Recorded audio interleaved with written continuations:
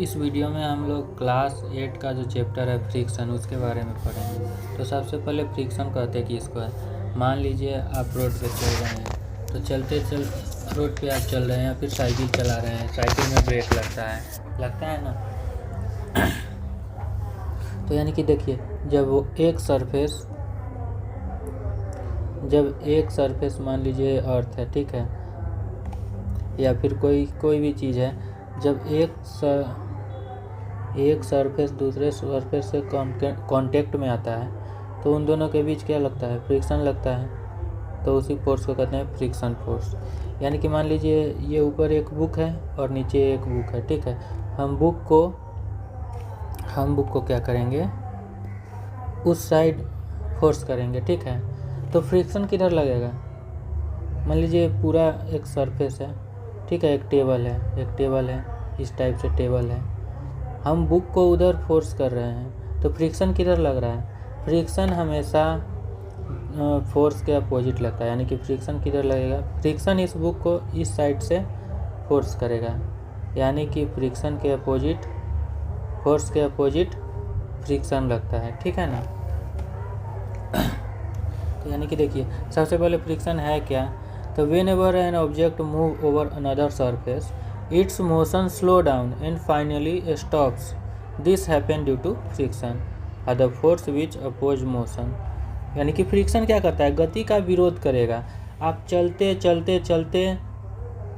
यानी कि आप साइकिल चलाते हैं, तो आप साइकिल चलाते रहिए और उसका पेडल मारना छोड़ दीजिए, तो क्या होगा? धीरे धीरे साइकिल रुक जाएगा। क्यों रुक जाएगा? क्योंकि साइकिल का टायर जो होता है, उस पर अर्थ क्या लगा रहा है? अपना फ्रिक्शन फोर्स लगा रहा है। मान लीजिए अपना फ्रिक्शन फोर्स नहीं लगाएगा तो क्या होगा? साइकिल चलते रहेगा। हाँ, चलते रहेगा। कब नहीं रुकेगा? क्योंकि साइकिल पे थोड़ा एयर का भी तो फोर्स लग रहा है, फ्रिक्शन लग रहा है, एयर का भी लिक्विड फ्रिक्शन लग रहा है। अगर वो भी नहीं रहता तो साइकिल हमेशा चलते रहता है। यानी कि अगर साइकिल पे कोई फ्रिक्शन नहीं लगेगा तो हम उसको थोड़ा सा गति दे देंगे, वो हमेशा मोशन में ही रहेगा। बट साइकिल पे फ्रिक्शन लगता है, इसलिए साइकिल रुक जाता है। यानी कि जब कोई वस्तु दूसरी सतह पर चलती है तो उसकी गति धीमी होकर रुक जाती है। यही इसलिए होता है क्योंकि घर्षण एक बल है जो गति का विरोध करता है। घर्षण हमेशा क्या करता है? गति का विरोध करता है। अब घर्षण बल के बारे में हम पढ़ेंगे। अगला देखिए, तो इतना हो गया। अब आगे देखते हैं। अब घर्षण फ्रिक्शन फोर्स के बारे में हम देखेंगे। फ्रिक्शन फोर्स ऑफ फ्रिक्शन यानी कि घर्षण बल के बारे में देखेंगे। तो सबसे पहले घर्षण हम क्या बताएं? गति का विरोध करेगा, यानी कि oppose the force that opposes. यानी कि friction is the force that opposes motion between two surface in contact. कोई भी दो सरफेस के कॉन्टेक्ट का विरोध करेगा। जैसे कि अगर हम अभी आपको टेबल का जो एग्जांपल समझाए हैं, इस पे कोई चीज़ रखेंगे तो हम इसको इधर से पुश करेंगे तो क्या होगा? ये धीरे धीरे खसकेगा। क्यों खसक जाएगा? क्योंकि हम इस पे जो फोर्स लगा रहे हैं, इस पर कुछ फ्रिक्शन लग रहा है, बट हम जो फोर्स लगा रहे हैं इसके फ्रिक्शन से ज़्यादा फोर्स लगा रहा है, तो ये ऑब्जेक्ट इधर मूव करेगा, ठीक है। अगर बहुत भारी टेबल है, उसको हम इधर फोर्स कर रहे हैं बट वो मूव नहीं हो रहा है, तो क्या होगा? इस पर फ्रिक्शन ज़्यादा है, इसका फ्रिक्शन फोर्स ज़्यादा है, जो कि अपोजिट डायरेक्शन में लग रहा है, और हम जो फोर्स लगा रहे हैं वो बहुत ही कम मात्रा में लगा पा रहे हैं, जिसके कारण ये ऑब्जेक्ट मूव नहीं करेगा, ठीक है।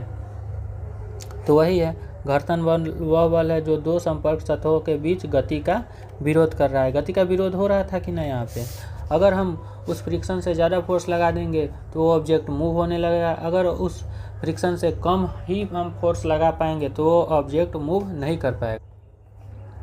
तो एग्जाम्पल में देख लेते हैं। When you push a book on a table, तो ये फ्रिक्शन लगेगा इस पे कि ना? लगेगा। फिर उसके बाद it stops after some distance because friction oppose its motion. क्योंकि फ्रिक्शन क्या करता है? हमेशा गति का विरोध करता है। जब आप किताब को मेज पर धकेलते हैं तो वह कुछ दूरी तय कर रुक जाती है, क्योंकि घर्षण उसकी गति का विरोध करता है। यह आप याद रखिएगा। आगे देखिए, अब घर्षण को क्या क्या चीज़ प्रभावित करता है? देखिए क्या क्या चीज़ पड़ा है। जैसे कि आप देखते कैरम बोर्ड खेलते होइएगा, कैरम बोर्ड मान लीजिए इस कैरम बोर्ड में अगर पाउडर नहीं है, पाउडर हम नहीं डाले हैं, तो हमको ज़्यादा फोर्स लगाना पड़ता है उस गोटी को आगे मारने के लिए। बट अगर इस पर पाउडर है, पाउडर हमने छीट दिया है, तो क्या होगा, कम फोर्स में ही, मान लीजिए अगर इस पर हमने पाउडर छीट दिया है, पाउडर छीट दिया, तो क्या होगा, कम फोर्स में भी ये स्टाइगर यानी कि स्टाइगर से हम ज़्यादा दूर तक मूव करा पाएंगे उस गोटी को। क्यों? क्योंकि देखिए उसका सरफेस पे डिपेंड कर रहा है फ्रिक्शन की ना, कर रहा है। पहले उसका सरफेस क्या था, खुरदुरा टाइप का था, खुरदुरा टाइप का था यानी कि रफ था। बट हमने उस पर पाउडर छीट के क्या कर दिया, उसको स्मूथ कर दिया है और उसका फ्रिक्शन कम कर दिया है, यानी कि उस सरफेस पे डिपेंड कर रहा है। यानी कि फ्रिक्शन कुछ चीज़ों पे डिपेंड करता है। किस किस चीज़ों पे डिपेंड करता है तो हम देखते हैं। सबसे पहला चीज़ क्या होता है, नेचर ऑफ द सरफेस, यानी कि सतह के प्रकृति पर, सतह खुरदुरा है या प्लेन है, उस पर भी डिपेंड करता है। अगर ये कैरम बोर्ड था, कैरम बोर्ड जो हम आपको बताए हैं, इस कैरम बोर्ड का सतह अगर मान लीजिए इस कैरम बोर्ड का सतह रफ है, मान लीजिए इस कैरम बोर्ड का सतह रफ सरफेस है, तो क्या होगा, बहुत ज़्यादा फ्रिक्शन हो जाएगा। अगर रफ सरफेस है तो बहुत ज़्यादा फ्रिक्शन हो जाएगा। बट अगर यही सरफेस कैसा है, स्मूथ है, एकदम स्मूथ सरफेस है, तो क्या होगा, फ्रिक्शन एकदम कम लगेगा और हम कम फोर्स में ही ज़्यादा दूर तक गोटी को मूव करा पाएंगे। प्रकार क्या है अगला, देखिए, how hard surface are pressed, how hard surface are pressed मतलब दबाव की मात्रा। जैसे कि आप किसी चीज़ को कितना तेज़ी से दबाए हुए हैं उस पर भी डिपेंड करता है फ्रिक्शन, ठीक है। मोर फोर्स प्रेसिंग डेम, मोर इंटरलॉकिंग और मोर फ्रिक्शन, यानी कि अब कोई चीज़ है उसको जितना तेज़ से दबा रहे हैं, फ्रिक्शन उस पर उतना ही तेज़ से लग रहा है। मान लीजिए हम कोई चीज़ को ले लिए यहाँ पे और अपने दोनों हाथ से दबा रहे हैं, इधर से भी और इधर से भी, इधर से भी फ्रिक्शन लगा रहे हैं, इधर से भी फ्रिक्शन लगा रहे हैं इस ऑब्जेक्ट पे, तो क्या होगा, जितना तेज़ी से दबाएंगे फ्रिक्शन उतना ज़्यादा लगेगा। जितना तेज़ से दबाएंगे फ्रिक्शन क्या होगा, फोर्स ज़्यादा लगेगा तो फ्रिक्शन भी ज़्यादा लगेगा। अगर इस पर फोर्स ज़्यादा लगाएंगे तो फ्रिक्शन भी ज़्यादा लगेगा, ठीक है, इतना बस याद रखिएगा, ठीक है। तो फ्रिक्शन किस किस से अफेक्टेड हो रहा था, सबसे पहले नेचर ऑफ सरफेस पे, फिर उसके बाद मतलब कि कितना फोर्स आप उस पर लगा रहे हैं उस पर डिपेंड कर रहा था। फिर उसके बाद सरफेस के इरेगुलरिटीज़ पे, सरफेस के इरेगुलरिटीज़ पे, यानी कि सतह क्या है, मतलब स्मूथ है या रफ है। तो मान लीजिए सतह अगर ऐसे खुरदुरा है तो क्या होगा, उस पर फ्रिक्शन ज़्यादा लगेगा। अगर सतह खुरदुरा है तो उस पर फ्रिक्शन क्या होगा, ज़्यादा लगेगा।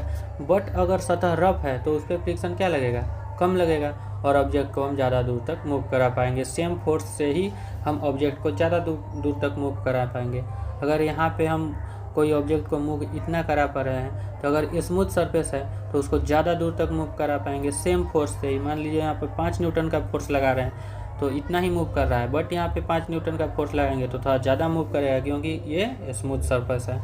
तो सरफेस के इरेगुलरिटीज़ पे, फिर उसके बाद सरफेस मतलब कि how hard surface are pressed, मतलब जितना तेज़ से हम दबाएंगे उसका फ्रिक्शन उतना ज़्यादा लगेगा। फिर उसके बाद नेचर ऑफ सरफेस पे, अगर सरफेस रफ रहेगा तो फ्रिक्शन ज़्यादा लगेगा और अगर सरफेस स्मूथ रहेगा तो फ्रिक्शन बहुत कम लगेगा, ठीक है ना। इसीलिए ना कैरम बोर्ड पे पाउडर रख के हम उसका फ्रिक्शन घटाते हैं, लेस फ्रिक्शन हो जाता है तो कम फोर्स में ही हम गोटी को ज़्यादा दूर तक मूव करा पाते हैं। फिर उसके बाद आगे देखिए, फ्रिक्शन अननेसेसरी इविल, मतलब फ्रिक्शन क्या होता है, कभी कभी हमको फ़ायदा भी करता है, कभी कभी हमको घाटा भी करता है। तो हम देखते हैं फ्रिक्शन से हमको क्या फ़ायदा होता है और क्या घाटा होता है। तो घर्षण एक आवश्यक बुराई, पहले हम बुराई के बारे में देखते हैं और फिर उसके बाद देखेंगे अच्छाई के बारे में, ठीक है। तो देखिए, we can walk, right, fix nails and tie knot due to friction. Friction के कारण हम चल पाते हैं, अगर फ्रिक्शन नहीं रहता हम चल पाते नहीं।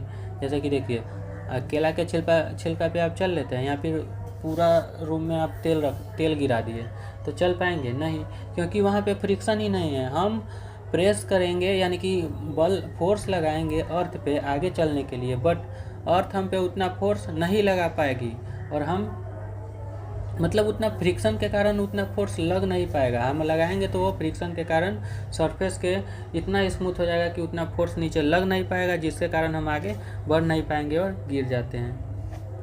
या फिर हम लिखते हैं तो उसका जो बॉल होता है, आप ध्यान से देखिएगा, जो बॉल पेन का बॉल होता है वो घूमता रहता है और अंदर से इंक लाता है बाहर करता है, लाता है बाहर करता है। तो उसको यूट्यूब वीडियो पे या किसी चीज़ पे देखिएगा, माइक्रोस्कोप टाइप का वीडियो रहता है, उसमें आप देखिएगा कि एकदम छोटा सा बॉल पेन में एकदम छोटा सा बॉल होता है, वही घूम के अंदर से इंक लाता है, लिखता रहता है, लाता है, लिखता रहता है। तो वो क्यों होता है?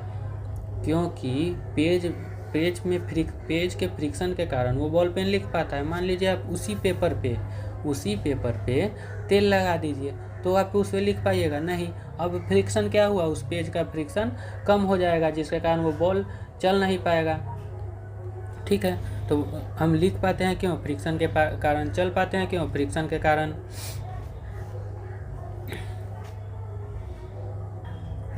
या फिर देखिए, हम कांटी उटी ठोकते हैं ना, तो दीवार में कांटी भी ठोकते हैं तो किसके कारण ठोक पाते हैं? फ्रिक्शन के कारण।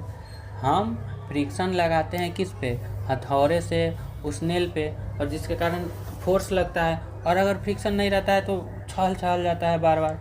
तो आप देखते होइएगा कि लोहार या कुछ मिट्टी में हथौड़ी को घसता है और फिर उस मतलब हथौड़ी पर फ्रिक्शन ज़्यादा करता है और फिर ठोकता है कि ना? आप देखे होइएगा लोहार को मिट्टी पे हथौड़ी को घसते हुए। क्यों? क्योंकि हथौड़ी का फ्रिक्शन घट जाता है कभी कभी, तो हथौड़ी को मिट्टी पे घसता है, फिर उसका सरसा का थोड़ा इरेगुलरिटी बढ़ा देता है और तब उससे ठोकता है। ठीक है, तो बिना घर्षण के हम चल नहीं सकते, लिख नहीं सकते, दीवार में कील ये भी नहीं ठोक सकते हैं बिना फ्रिक्शन के। ठीक है, और आप क्या नहीं कर सकते हैं? तो ये तो फ़ायदा हो गया। ठीक है, ये जो अभी बताएं ये क्या हुआ है? फ़ायदा। तो फ्रिक्शन का हमें ये फ़ायदा है, फ्रिक्शन है तो हम लिख सकते हैं, चल सकते हैं, लिख सकते हैं, काटी ठोक सकते हैं। ये सब फ्रिक्शन का फ़ायदा हुआ ना। फ्रिक्शन अगर नहीं रहता तो हम चल भी नहीं सकते, यानी कि हमको फ़ायदा होता है फ्रिक्शन का। फ्रिक्शन उपयोगी है। अब अनुपयोगी कैसे है? तो देखिए, जो जितना भी मशीन आप ही के टायर है, आप साइकिल चलाते हैं या गाड़ी चलाते हैं तो आपका टायर घस जाता है फ्रिक्शन के कारण ही ना। तो फ्रिक्शन हानि भी होता है फ्रिक्शन से। मान लीजिए आपका बाइक है तो उसका इंजन का अंदर का पार्ट पुर्जा होता है वो घिसने लगता है चलते चलते, तो घर्षण से हमें हानि भी होती है, यानी कि friction is harmful. Friction harmful कैसे है? तो it wears out machine part, यानी कि पुर्जा इस सब को क्या करता है? घिस देता है। जूता के सोल को घिस देता है, टायर को घिस देता है, इसके कारण हमको घाटा है कि ना। और फ्रिक्शन हीट भी प्रोड्यूस करता है। आप अपने दोनों हथेली को रगड़िए, जोर से रगड़िए, जोर से रगड़िएगा तो क्या होगा? आप अपने हथेली को ऐसे जोर से रगड़िए इस तरह से, तो क्या होगा? आपका हथेली गर्म हो जाएगा। इसका मतलब क्या है? इस तरह से कर रहे हैं तो गर्म हो जाएगा। इसका मतलब क्या है? फ्रिक्शन के कारण हीट प्रोड्यूस हो रहा है कि ना। तो friction produced heat, energy loss in machines. तो घर्षण के कारण हीट प्रोड्यूस होता है, जिसके कारण हमारा एनर्जी लॉस हो जाता है। ठीक है ना। हीट भी क्या है? एक प्रकार का एनर्जी ही है। तो हीट प्रोड्यूस होता है तो एनर्जी लॉस होगा कि ना। तो घर्षण से ऊष्मा उत्पन्न होती है, जिससे ऊर्जा की हानि होती है। तो ये सब क्या हुआ?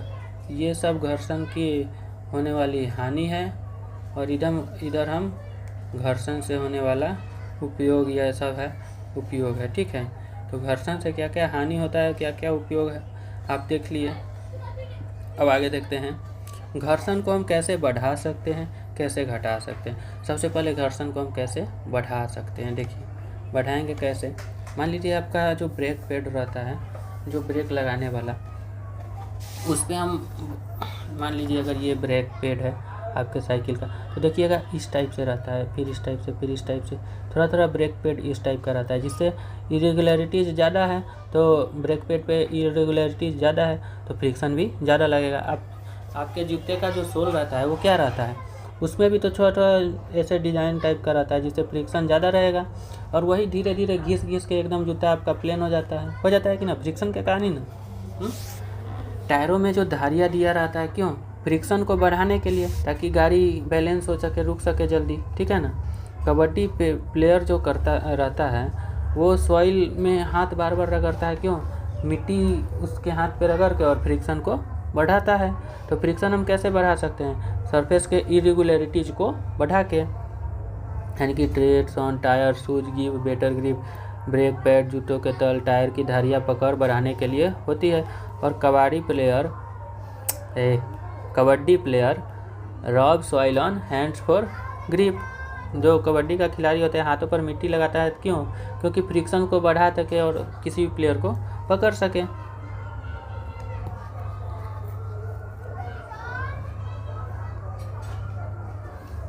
आगे देखेंगे घर्षण को घटा कैसे सकते हैं, यानी कि रिड्यूसिंग फ्रिक्शन, यानी कि घर्षण को घटाना। कैसे घर्षण को घटा सकते हैं, मान लीजिए आप अपने हाथ पे तेल लगा लीजिएगा, फ्रिक्शन घट जाएगा कि ना। कोई आपको छुएगा तो पकड़ पाएगा नहीं, क्योंकि फ्रिक्शन वहाँ पे घट जाएगा, वो उतना फोर्स अप्लाई कर ही नहीं पाएगा। यानी कि कार साइकिल में ग्रीस या तेल डाल के हम गति को आसान बनाया जाता है। मान लीजिए अब देखिए इंजन ऑयल रखा था क्यों, ताकि फ्रिक्शन को घटाया जा सके। कोई भी चीज़ को तेल हम रखते हैं गाड़ी में क्यों, फ्रिक्शन को घटा सके, जिससे जो पार्ट पुर्जे घिसते हैं, मशीन जो घिसते हैं वो कम घिसेंगे, करते हैं ना। आप मशीन में देखते होइएगा तेल लगाते हैं, ग्रीस लगाते हैं, ग्रीस लगाया जाता है क्यों, ताकि फ्रिक्शन को कम किया जा सके, जिससे हमारे मशीन के पार्ट पुर्जे कम घिसेंगे।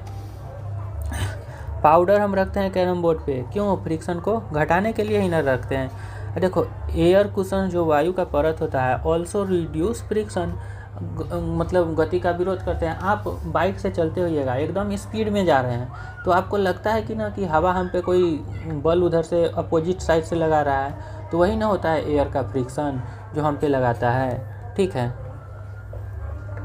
आगे देखते हैं, व्हील्स रिड्यूस फ्रिक्शन, यानी कि पहिए घर्षण को क्या करते हैं, घटाते हैं। पहिए यानी कि पहिया देखिए ऐसे गोल रहता है, तो पहिया जब ऐसे गोल गोल घूमता है, ऐसे गोल गोल जा रहा है, तो ये क्या करता है, फ्रिक्शन को घटाता ही ना। पहिया अगर ऐसा रहता तो क्या होता, डायरेक्ट ये घसते जाता, तो फ्रिक्शन ज़्यादा होता ना। तो तीन चीज़ होता है, एक रोलिंग फ्रिक्शन, एक स्लाइडिंग फ्रिक्शन और एक स्टैटिक फ्रिक्शन। पहले हम तीनों को समझते हैं अच्छा से।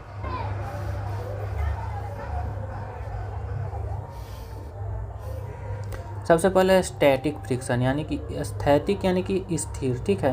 तो स्थैतिक फ्रिक्शन यानी कि जो स्थिर रहेगा, ठीक है। तो जब कोई वस्तु स्थिर होती है तो हम चलाने की कोशिश करते हैं, तब जो घर्षण बल लगता है उसे स्थैतिक घर्षण, ठीक है। मान लीजिए कोई पेन यहाँ रखा हुआ है, तो इस पर कौन सा फ्रिक्शन लग रहा है, स्थैतिक फ्रिक्शन। कोई भी ऑब्जेक्ट स्थिर है उस पर कौन सा फ्रिक्शन लग रहा है, स्टैटिक फ्रिक्शन।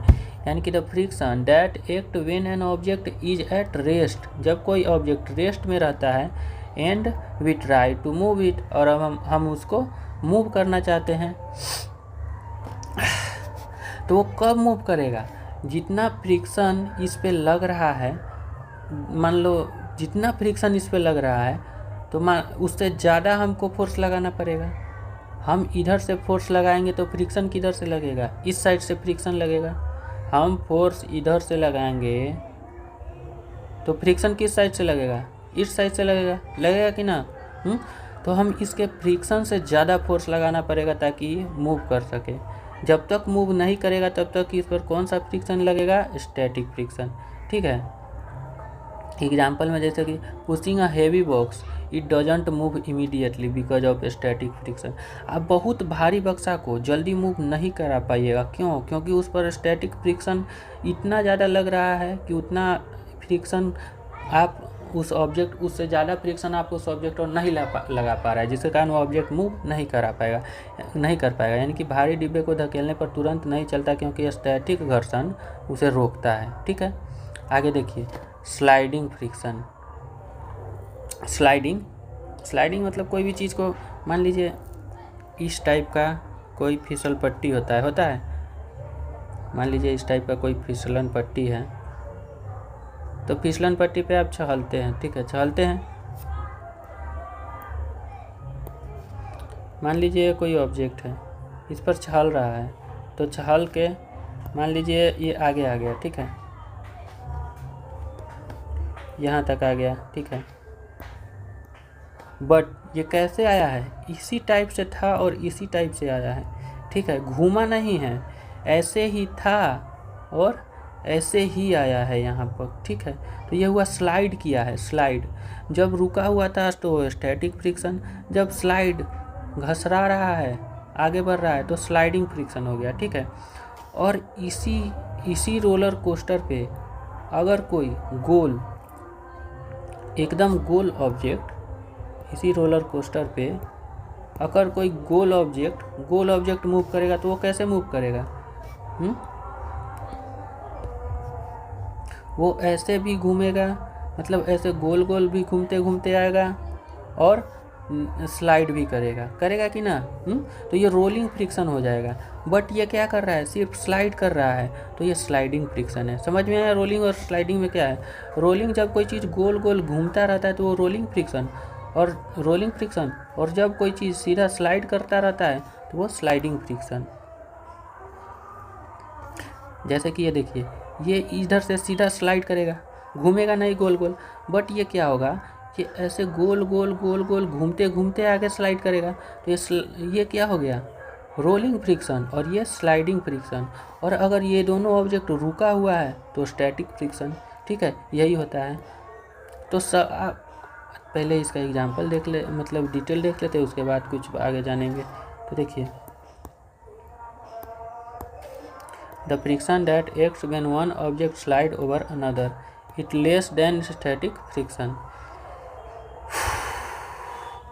जब एक वस्तु दूसरी वस्तु पर सरकती है तो जो घर्षण लगता है वह सरकन मतलब स्लाइडिंग फ्रिक्शन कहलाता है, ठीक है। स्थैतिक घर्षण बल से ही कम होता है, कमी ना, सबसे ज़्यादा स्टैटिक फ्रिक्शन लगता है। इसके कारण ना ऑब्जेक्ट मूव नहीं कर पाता है स्टैटिक फ्रिक्शन में जल्दी, ठीक है। एग्जांपल है जैसे कि एक बुक स्लाइड कर रहा है, हम उसको धकेल रहे हैं तो बुक स्लाइड कर रहा है। फिर उसके बाद रोलिंग फ्रिक्शन हो गया। रोलिंग फ्रिक्शन है the friction that act when an object rolls over a surface. Rolls यानी कि गोल गोल घूम रहा है, ये गोल गोल घूम के यहाँ आया, फिर ये गोल घूम के यहाँ आया, यानी कि ऐसे मूव कर रहा है कि ना, ऐसे ऐसे ऐसे ऐसे आ रहा है कि ना, मतलब कि ये ऐसे गोल गोल घूम रहा है कि ना, ऐसे गोल गोल चक्का घूमेगा कि ना, ऐसे गोल गोल चक्का घूमेगा कि ना। तो ये कौन सा फ्रिक्शन हो गया? Rolling friction. चक्का ऐसे ही ना घूम के आगे बढ़ता है, मान लो ऐसे चक्का घूम रहा है तो ऐसे घूमते घूमते आगे बढ़ता है, तो ये कौन सा फ्रिक्शन हो गया? Rolling friction. और सीधा ऐसे चल रहा है, स्लाइड कर रहा है तो स्लाइडिंग फ्रिक्शन, ठीक है। और अगर रुका हुआ है तो स्टैटिक फ्रिक्शन, ठीक है। तो जब कोई वस्तु सतह पर लुढ़कती है, रोल करती है, तो उसे लगने वाला बल रुटकन बल सबसे कम घर्षण बल इसमें रहता है। इसी के कारण पहिया को कैसा बनाया जाता है?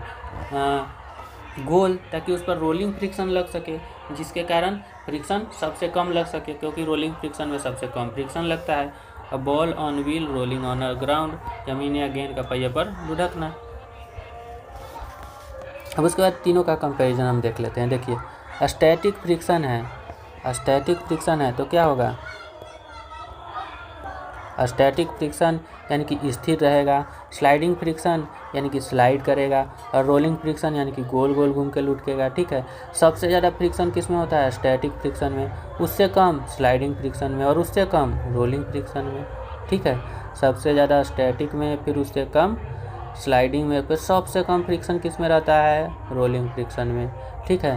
मान लीजिए कोई हैवी ऑब्जेक्ट मूव नहीं कर रहा है तो कौन सा फ्रिक्शन लग रहा है? Sliding friction. कोई बुक को हम मेज पे स्लाइड कर रहे हैं तो उस पर स्लाइडिंग फ्रिक्शन। स्टैटिक फ्रिक्शन ये वाला होता है, स्टैटिक फ्रिक्शन। कोई चीज़ मूव ही नहीं कर रहा है तो स्टैटिक फ्रिक्शन ना, और कोई चीज़ मूव कर लिया यानी कि स्लाइड करके मूव कर रहा है तो स्लाइडिंग फ्रिक्शन, और कोई चीज़ गोल गोल घूम के मूव कर रहा है तो यानी कि चक्का, व्हील मूविंग, चक्का कैसे गोल गोल घूम के ना मूव करता है, तो कौन सा? Rolling friction. फिर उसके बाद फ्लूइड फ्रिक्शन होता है, फ्लूइड फ्रिक्शन। अब फ्लूइड फ्रिक्शन देखते हैं। देखिए, लिक्विड और गैस भी तो फ्रिक्शन लगाता है, यानी कि अपोज करता है मोशन का। अगर लिक्विड यानी कि एयर, लिक्विड यानी कि वाटर और गैसेज यानी कि एयर, ये सब में फ्रिक्शन होता है कि ना? होता है, एकदम होता है। तो fluid also oppose motion called drag यानी कि खिंचाव बल। तरल और गैस भी गति का विरोध करती है जिसे खिंचाव बल कहते हैं। देखिए